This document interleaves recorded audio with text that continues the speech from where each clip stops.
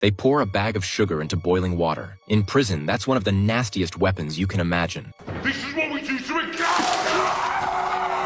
On his very first day inside, John saw it happen and froze, not knowing what to do. He tried to comfort his cellmate Tommy while slamming the emergency alarm button. Moments later, a squad of guards in helmets and shields stormed in, dragging Tommy away as he suffered a panic attack. The scene rattled 50-something-year-old John to the core. But 2 days went by, and Tommy still didn't come back. Then, out of nowhere, Billy from the cell across the hall barged in and grabbed Tommy's bag of sugar. John, trying to be fair, told him that wasn't right. You can't just take someone else's stuff, Billy snapped. Because that sugar wasn't for eating. He dumped the whole bag into an electric kettle, carried the scalding sugar water out the door. That's when John realized this guy was trouble. And from that day, Billy held a grudge against him. Next mealtime, Billy snatched the chicken right off John's tray. The first time, John let it slide. But when they were in line for the phone, Billy grabbed that too. Everyone around just watched, and John tried to get it back. But it was hopeless, so he swallowed his pride again. When he returned to the cell, he was surprised to see Tommy back, thinking maybe he'd recovered. But that night, Tommy did something shocking again. John saw him start to seize and quickly hit the call button for help. The guards showed up at the door but didn't open it. By the time backup arrived and started CPR, it was already too late. Tommy died right in front of John. The next day, when John called his son, Billy snatched the phone again. This time, John lost it, yelling in Billy's ear, but Billy didn't care. He swung at him. Blood poured from John's nose instantly.